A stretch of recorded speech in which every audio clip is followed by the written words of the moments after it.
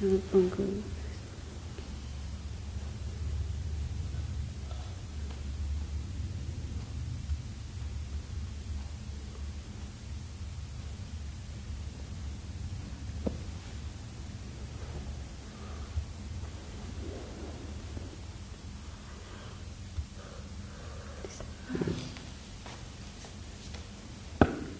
we do it all together, right? Yeah.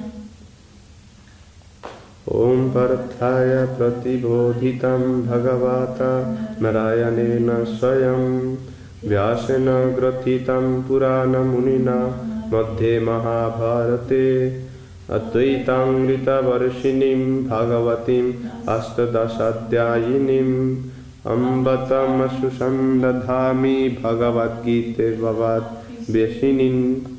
Oh.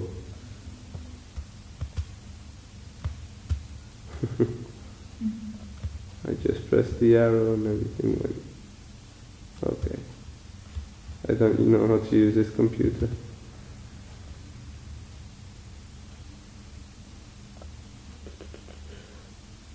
Okay. Namostu te vyasa vishala buddhe Pularavindayata patra netra Yena taya bharata taila purna prajjalita jnanamaya pradipa prapanna prajitaya totra vetraika panaye jnanamudraya krishnaya gitamrita duhe namaha sarvopanishado gavo dogdha gopala nandana parato vatsa sudhir bhokta dugdham gitamritam mahat vasudeva sutam devam kamsa shanura mardanam devaki paramanandam krishnam vande jagadgurum bhishmadrona tata jayat ratta jala gandhara nilotpala sallagrahavati kripena vahani karnena vela kula ashwathama vikarna ghora makara duryodhana vartini Shotirna khalu pandavairana nadi kaivartaka keshava parasarya vaccha sarojamamalam gitartha gandhot katam nanakyanaka kesaram harikatha sambhodhana bodhitam loke sajjana satpadairaharaha pepiyamanam muda bhuyad bharata pankajam kalimala pradangsi nasheyase yam brahma varunendra rudra marutastunvanti divyaistavayir vedai sangha pada kramopanishadair gayanti yasamagaha dainivistati tadgatena manasa pasyanti yam yogino yasyantam navidu suragana devaya tasmai namaha Narayanam namaskritya naram chaiva narottamam devim saraswatim vyasam tato jayam udirayet. You want to start? Auspicious invocation, meditation on Sri Gita. O Bhagavad Gita, song of the Supreme Lord Himself, you are the bestower of Arjuna's enlightenment. You have been woven into the scripture Mahabharata by the ancient sage Srila Vyasadeva, Veda Vyas. In 18 chapters, you are the rain of ever-flowing nectar, none different from the Lord. O Mother, I meditate upon you. May you graciously enter my heart.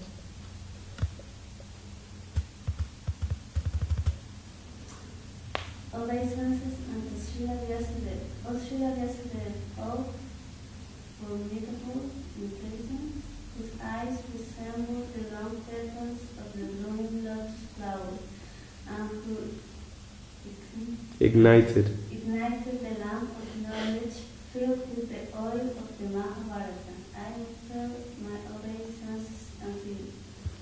Obeisances unto the Lord as the chariot driver of Arjuna. I offer my obeisances unto the Supreme Lord Sri Krishna, who fulfills the wishes of his surrendered devotees. He holds the driving rod in one hand, while the other is poised in the expression of instruction, and he is the milker of the nectar of the Gita. The glories of the Gita, the grass jewels of the Vedas, all the Upanishads, are as the cow, and the milker of the cow is Lord Sri Krishna, the son of Nanda Maharaj. Arjuna is the calf, the nectar of the Gita is the milk, and the fortunate devotees are the enjoyers of that milk. Obeisances unto Lord Sri Krishna. I bow unto the lotus feet of Sri Krishna, the son of Vasudeva, the vanquisher of the demons Kamsa and Chanuda, the joy of Mother Devaki and the universal teacher. The river of the battle of Kurukshetra. One bank is Bhishma, the other Dronacharya. Jayadratha is the water, the sons of Gandhari, the blue lotus flower, Salya the crocodile, Kripa the waves, Karna the shore, Ashwatthama, Vikarna and company, the fearful sharks, Duryodhana the whirlpool, and Keshava is the boatman of this river of the battle that was crossed by the Pandavas. The Mahabharata as a lotus flower. These words of Sri Krishna Dvaipayam Vyasadeva, the son of Parasar Muni, are a perfect lotus flower. The meaning of the Gita is the beautiful fragrance of this lotus. The various episodes are its stamens, and the enlightening narrations about the Supreme Lord are its nectar. In this world, the pure devotees are the bees who day after day delight in drinking the nectar of the lotus flower. May this Mahabharata lotus, the vanquisher of all evils in this age of Kali, graciously bestow auspiciousness upon us. Obeisances unto the Supreme Lord. I offer my obeisances unto the Supreme Lord, whose glories are sung in his celestial prayers by the gods Brahma, Varuna, Indra, Rudra, and the Marus, whose glories are sung by the verses of the Vedas along with their 6 auxiliary books and the Upanishads, whose glories are sung by the Brahmanas that sing the Samaveda, who the yogis see within their hearts absorbed in meditation, and whose infinite glories are inconceivable to all beings, whether gods or demons. Before reciting the scriptures that can conquer material existence, we offer obeisances unto the Supreme Lord, who is known as Narayan, Nara and Narottam, the goddess of learning Saraswati, and the great sage empowered by the Lord to reveal the scriptures, Srila Vyasadeva. Okay.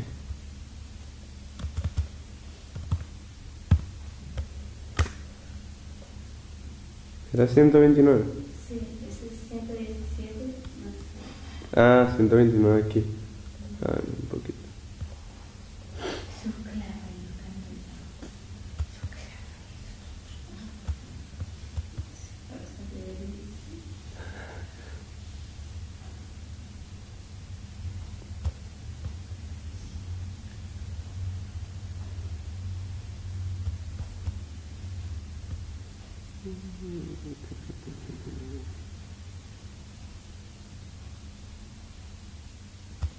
Here.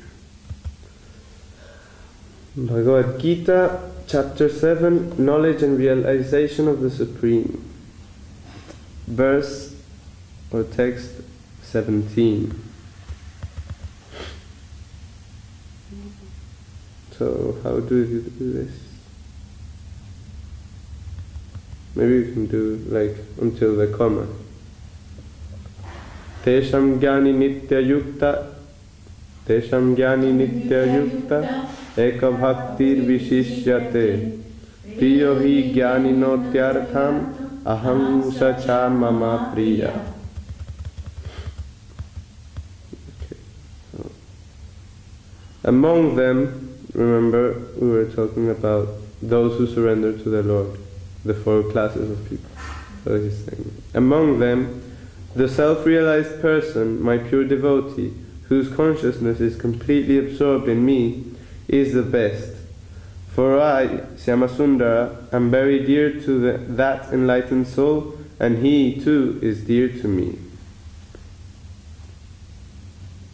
And then let's read the translation by Sridhar Maharaj. Of these 4 types of devotees, best is a self-realized person who is my pure devotee, and whose consciousness is fully absorbed in me. For I, Syamasundara, am very dear to him, and he is dear to me. And today I was reading Srila Swami Maharaj's comment on this verse. And he says that Krishna here isn't saying that other kinds of devotees are not dear to him, and only these are dear to him, but he is saying that this kind of devotee is the most dear to him. Among these 4 types of devotees, this one is the most dear to him. So he was saying that the reason of this is because the other 3 types of devotees, they're seeking for something in exchange. They are serving him, but they are seeking for something in exchange.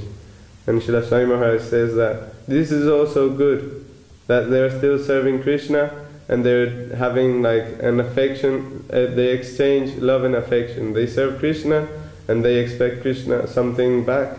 Like the afflicted expects his affliction to go away, the seeker of knowledge expects the knowledge, and the seeker of happiness expects happiness. Each one expects something in exchange of their service.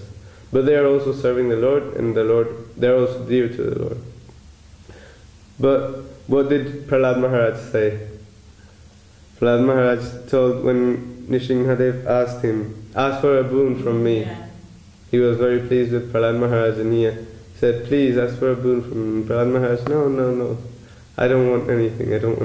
Many times, and Nrsimhadev insisted one and another time, and then finally Prahlad Maharaj was a little upset, and he said, I am not a merchant.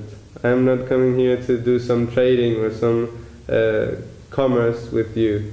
I am serving you like one should serve without expecting anything in exchange. And finally, after so much insistence from Nrsimhadev, Prahlad Maharaj asked, okay, I will ask one thing. I will ask that you remove from my heart the faculty of having material desires. I don't want to be able to desire anything material anymore. And he's already a pure devotee, but he did like this to get Nrsimhadeva to not ask him anymore, like to stop him. And then he said, I ask from you that I never ask a boon from you anymore, ever. Yeah. He was like there's a play on words also, I've heard it like this. Like, my desire is not to desire anymore. Yeah. That's my desire. And so that's why Krishna here is saying that the most dear to him is the one who serves him without expecting anything, just for the sake of serving. He only serves him only to please him, no other goal, no other expectation. That's why he says, I am very dear to him and he is dear to me.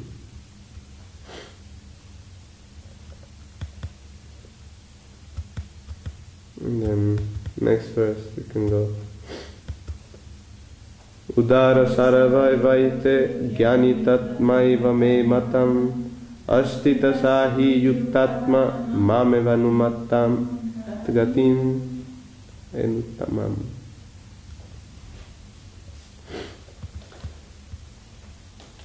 So here he confirms this. Certainly all these persons are noble, unselfish souls dear to me. But the spiritually self-realized soul is as dear to me as my own self.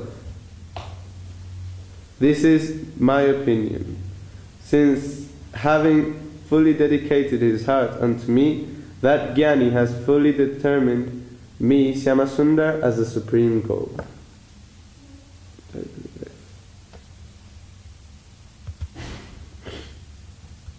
Let's read translation.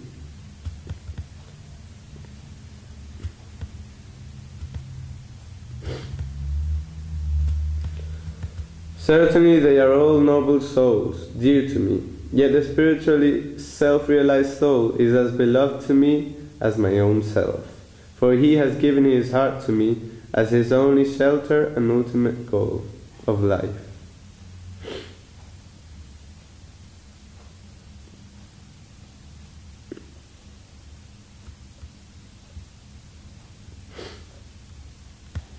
And then we have a very famous verse.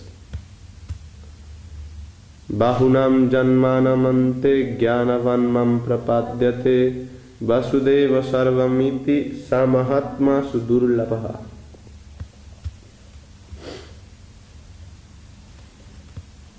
Which means, after many births, the enlightened person, by the fortune of sadhu sangha, devotional association, thus realizing everything, the entire world of moving and stationary beings, is of the nature of Vasudeva, Shri Krishna, he surrenders unto me. Such a great soul is very rare. I'll repeat. After many births, the enlightened person, by the fortune of sadhu sangha, devotional association, thus realizing everything, the entire world of moving and stationary beings is of the nature of Vasudeva Shri Krishna, he surrenders unto me. Such a great soul is very rare. And the translation is, after many births, the enlightened soul, blessed with devotional association, realizes that everything is of nature of, subordinate to, Vasudeva, and thus he surrenders unto me. Such a great soul is very rare.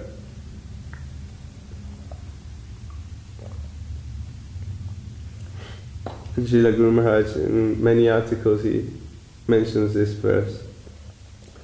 And he says that, and Srila Swami Maharaj too, they say that impersonalists, which are also known as Gyanis, some of them, they come to this point. Like there's, Srila Guru Maharaj explains it in a very complex manner. He says that there is a point when you get to Brahman, which is all consciousness. But some jivas stay in that plain all consciousness and don't consider individuality or personality. They only stay in that plane of Brahman. But the only thing that makes them different from the devotees is that the devotees, at that point, they realize or they see or they understand that there is individuality, that there is personality. So that at that point they realize this, Vasudeva Sarvamiti. That, and Srila Guru Maharaj put it very nice, that Sri Krishna is saying, I am the source and substance of all that be. So at that point they can understand that Krishna is a person, or they just stay in that plane of impersonalism of Brahman. But actually we have never learned otherwise, right?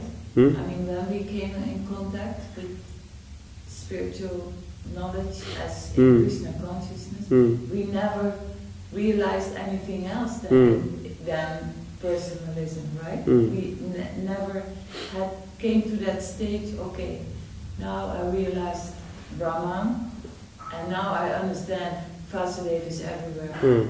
We thought it all along, right? Yeah, maybe we are still in another of the categories as an afflicted person trying to... Well, so our gurus taught us that way, right? Yes, but I think this is much, because these are the people who surrender to Krishna, these are those categories. So it's the afflicted, the happiness seeker, this, and the Jnani. And so the Jnani, this is the most dear to Krishna. The Jnani, when he realizes devotional service, when he realizes that Krishna as the source and substance of all that be, of everything that exists, is in Krishna. When he realizes this, then Srila Guru Maharaj says, at that point bhakti begins. So until we haven't crossed that point, we're not in bhakti yet.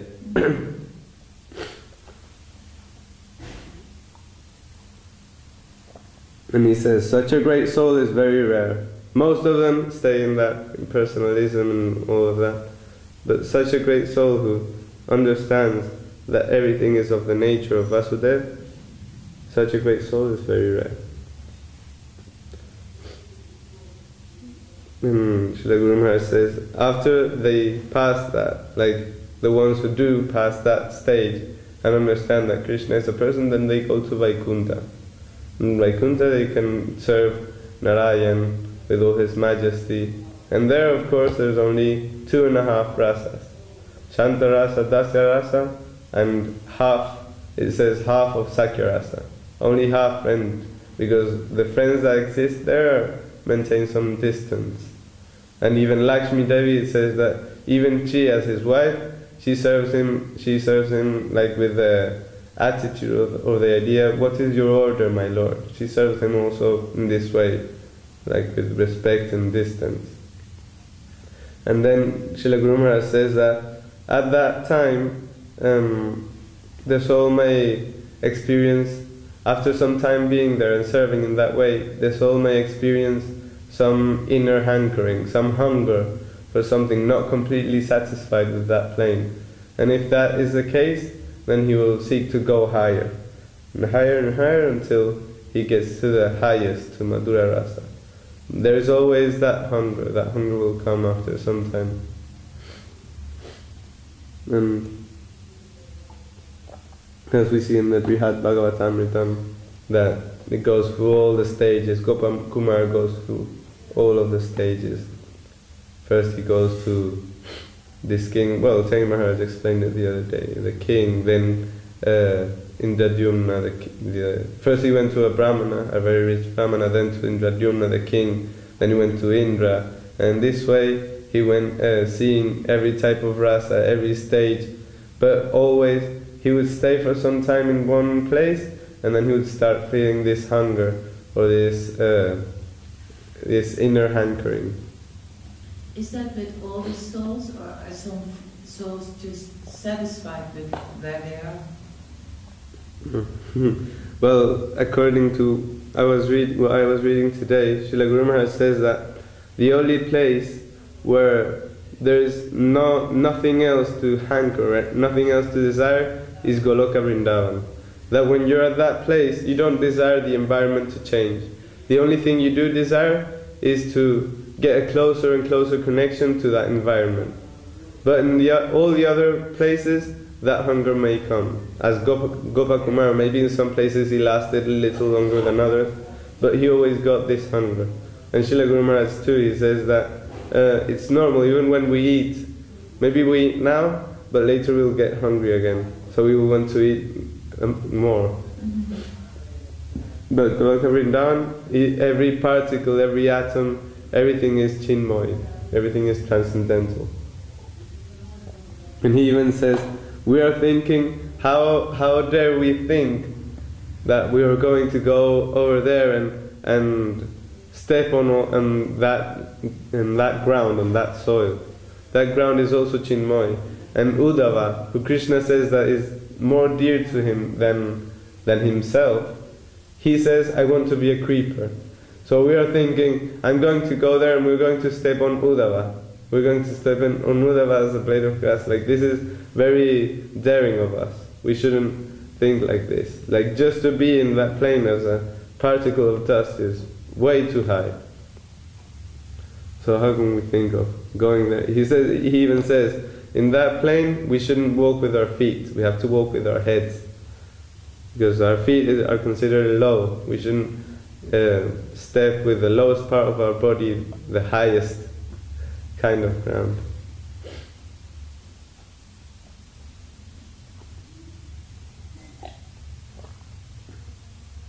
And in that Brihad Bhagavatamritam we also see that there are many personifications of each of the limbs of devotional service. So, Smaranam, we know that Prahlad Maharaj is acknowledged for that, for remembering the Lord. That is his specialty, so to speak. He got everything just by remembering the Lord. But before that, he had to go through Shravan and Kirtan. When he was in the womb of his mother for so much time, he was hearing from his guru, from Narad Muni. And then, when he was at school, he was preaching to his friend, he did kirtan. So as the song says, Kirtana prabhave smarana hoive. Through the influence of kirtan, then remembrance will come. If we don't do kirtan, and kirtan means not only singing with the instruments, kirtan means also talking about the Lord. And also, Sripad Shanta Maharaj gave a definition. I think Srila Saraswati Thakur, the definition was original from Srila Saraswati Thakur, that kirtan means destroying misconception in good association. He gave this definition. So this is kirtan. And if we don't do this kirtan, maybe in singing or in this other way, then how will we remember the Lord? If we never speak about something, then how will we remember it? It is not possible. So through the influence of kirtan, Smaran is possible. So even Prahlad Maharaj had to go through Shravan and then kirtan, repeating what his guru said to his friends at school. And then after that, he always remembered the Lord. He was always, so much so that he had Avasya Rakhive Krishna. He had complete confidence in the Lord's guardianship. He was completely surrendered. He knew that Krishna would protect him. So Krishna protected him from so many things. From elephants, they threw him even from a cliff. So many things he had to undergo, but Krishna was always there for him. And then we also have Hanuman. Hanuman is known for Dasyam. He is acknowledged for this limb of devotional service. He does this. Dasyam is service, to execute any service that may come to him. He even carried that mountain, I don't remember the name, for Ramachandra, for Lakshman, to get Lakshman cured. Where there was a special plant, I don't remember the name. And he took this, he did anything, so many things that Ramachandra, anything that he asked, he would do. And I've also heard that question, what is the difference between Pada Sevanam and Dasyam? Between service to the feet and Dasyam. And I heard one explanation, I don't remember who gave it, but it was one from our Guru Varga, that he said that Pada Sevanam is more direct service, like serving the feet directly. Like Lakshmi Devi, she is known for Pada Sevanam. She serves directly Narayan. She may massage his feet and all of this. But Dasyam is different. Dasyam is following instructions, more like that. In this way we see so many great personalities practicing these limbs of devotional service.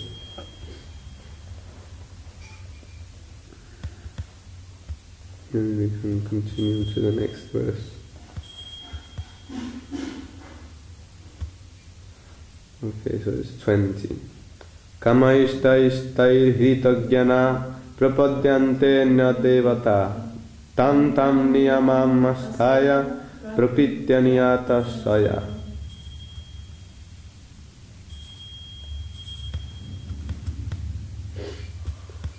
Persons whose intelligence is mild by particular worldly desires based on likes and dislikes, being governed by their own natures, worship other godly personalities, the demigods, the sun god, after adopting the corresponding rituals of fasting, etc. Let's read the translation. Okay. Persons mild by worldly desire, being governed by their own natures, worship other godly personalities like the sun god and the many demigods, adopting the corresponding rituals to attain their objectives.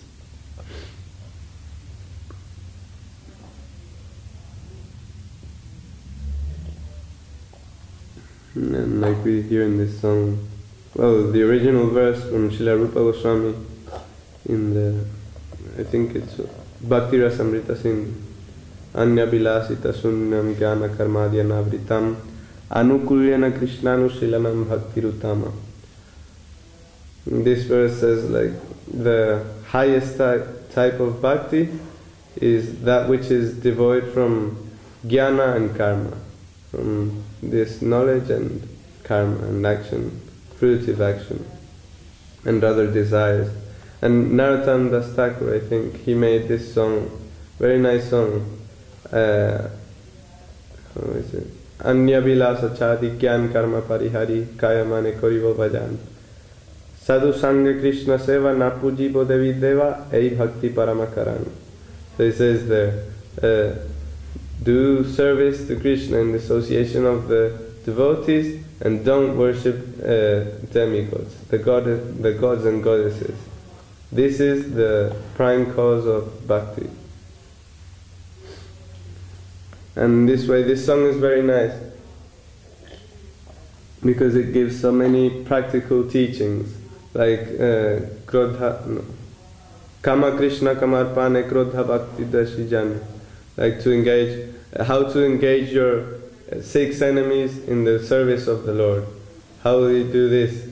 So he says, he gives like for each one, Kama Krishna Kamarpane, your lust you must use for service to Krishna, your anger you must use against those who are averse to the devotees, your greed you must use in a way of like having greed for Harikatha, Lovahata Sadhus, no, I don't remember the words. And in this way he gives like, and from this song too, Jai Maharaj the other day was saying, Shunile na shune kan, janile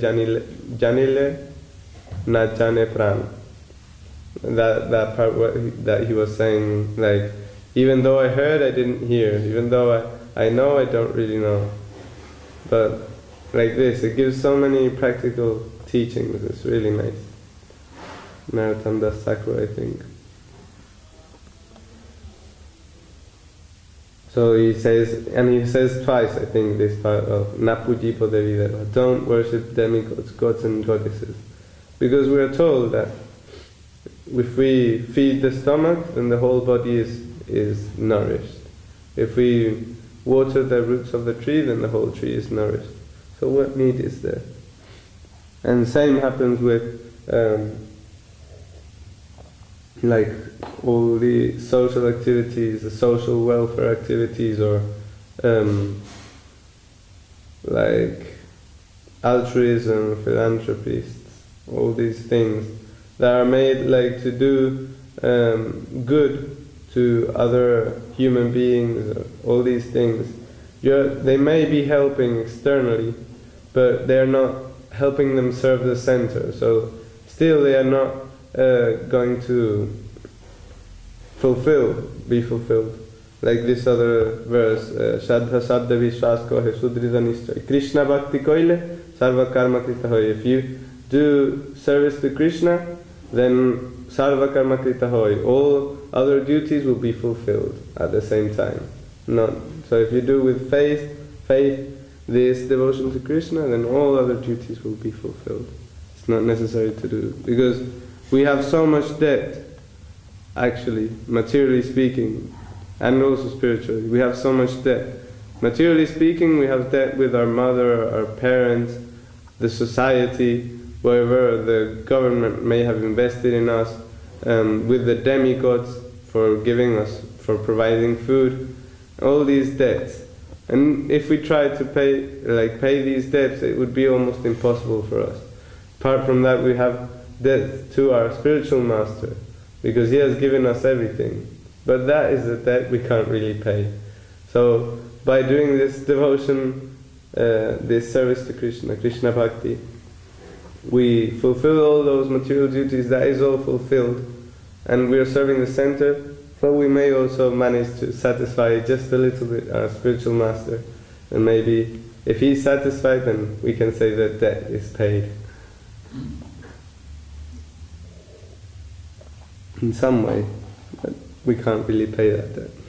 He's giving us the greatest thing. So then, I think soon is coming a famous verse. Then comes 21. Yo yam tanum bhakta shraddhayarchitum michchati tasya tasya chalam shraddham tameva vidadhami aham.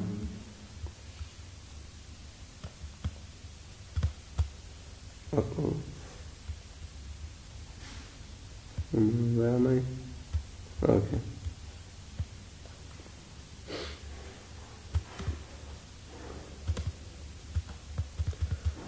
According to a person's desire, as his faith grows to worship a particular demigod, I, as a supersoul in his heart, make his faith strong in that demigod, representing a form of me. So here we see how Krishna is wish fulfilling tree. In all our endeavors, he is there, like fulfilling our wish. If you want to do karma, okay, do karma. But you get your reaction, you'll get this. If you want to serve demigods, he makes his faith strong. He makes our faith strong in that demigod. Okay, you want to serve him, no problem.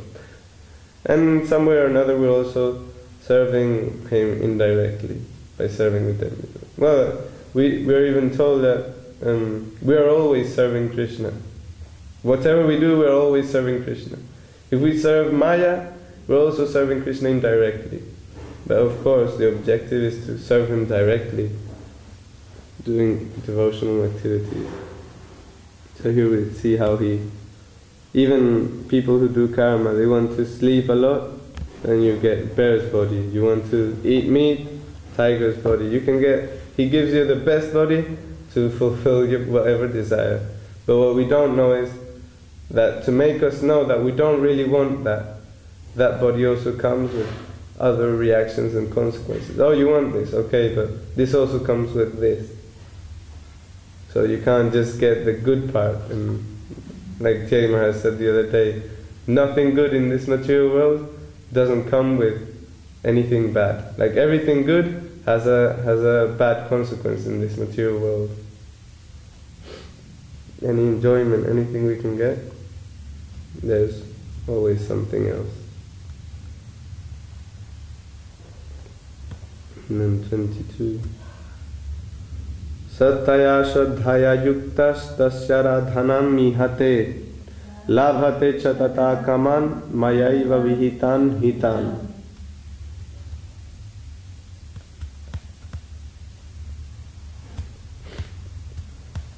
His faith nourished by me, such a devotee continues worshipping the deity of that demigod and attains all his desired objects from that deity.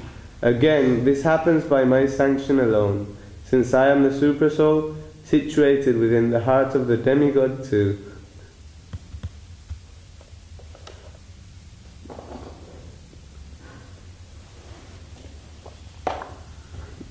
And we can hear one more because there's like continuation.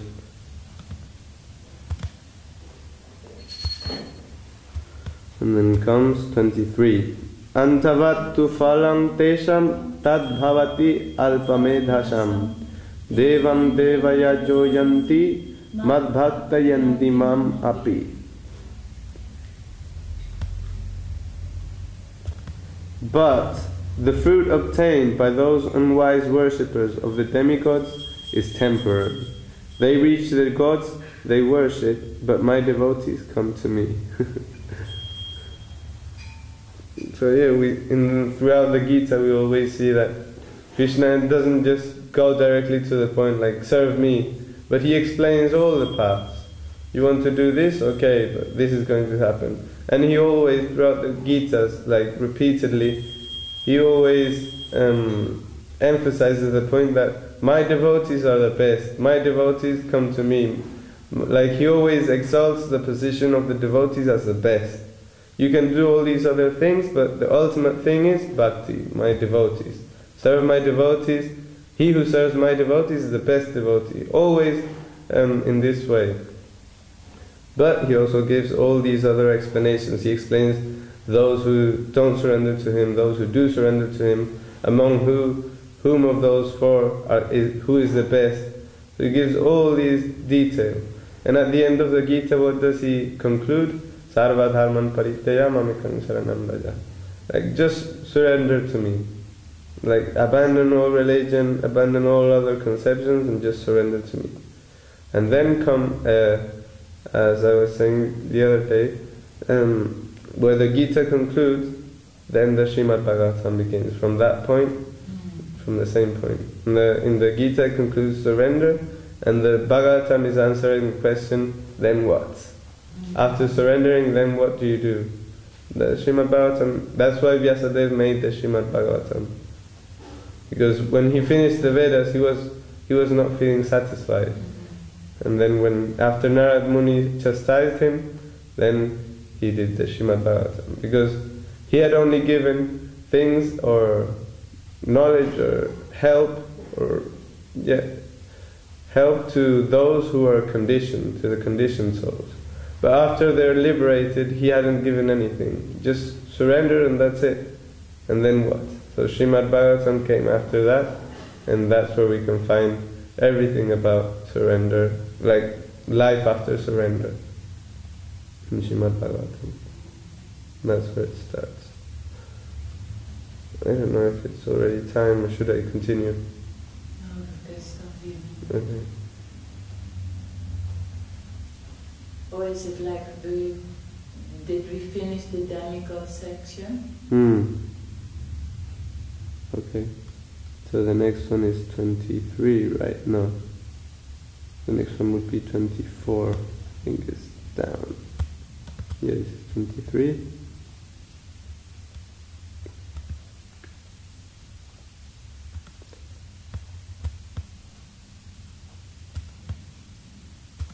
Let me see what the other... I think the demigods already finished that part. Okay, one last one.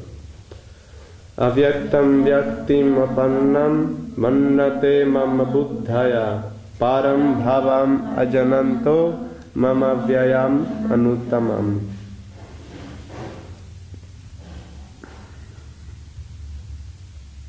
Not knowing my eternal, super excellent, transcendental nature, form, birth, qualities, activities, and pastimes, etc., unwise persons think of me as the impersonal or formless Brahman, which has accepted birth in Vasudeva's cell as an ordinary human being.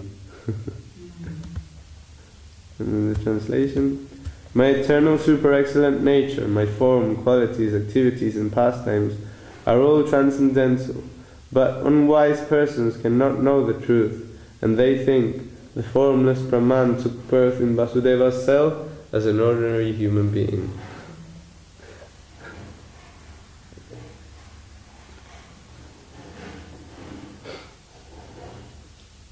Right, so difficult to think of God as in a transcendental form. That's not very difficult, do you think, right? Yeah, many people say that, no, religion is just made by man, it's all imaginary forms, God is energy, God is light, this and that.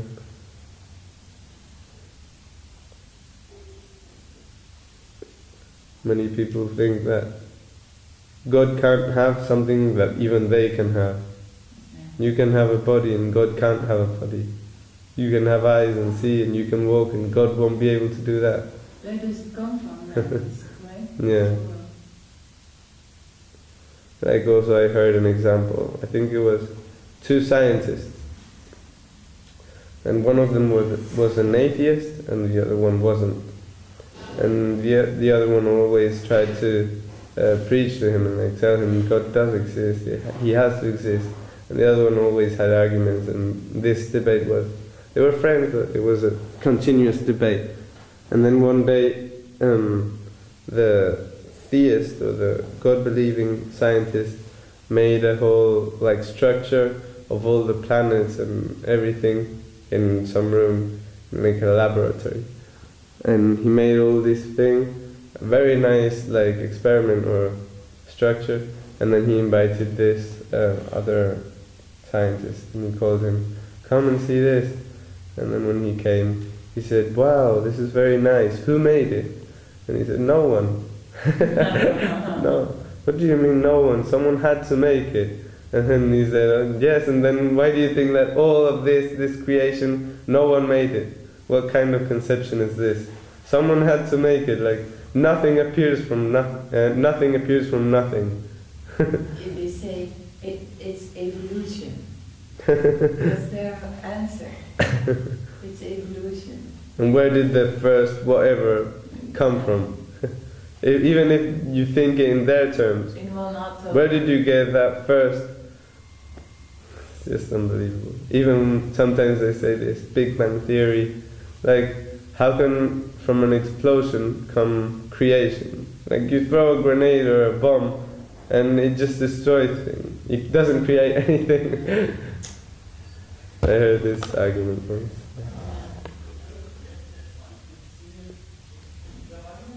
It's illogical. There's so much effort not to believe in God. But at the same time, it may also be as an excuse to be able to continue with their own lives and enjoying and not feel like they have anything, any duty. To bow down. Yeah, they don't. So they can just enjoy freely and nothing will happen. That's the main thing. Because I once heard a joke like, there is no atheist in a falling plane. When the plane is falling, nobody is atheist anymore. Everyone is, God, oh God, help me. Yeah. It's like their last resource. Like the afflicted. They come to God when they're in distress. Or they say the same, there's no atheist in the rabbit hole, you know, in the bar, when they say. Yeah.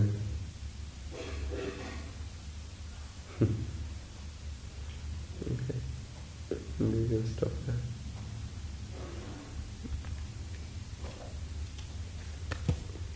¿Qué pararle? ¿No sirve? Okay. You sing. Hare Rama Krishna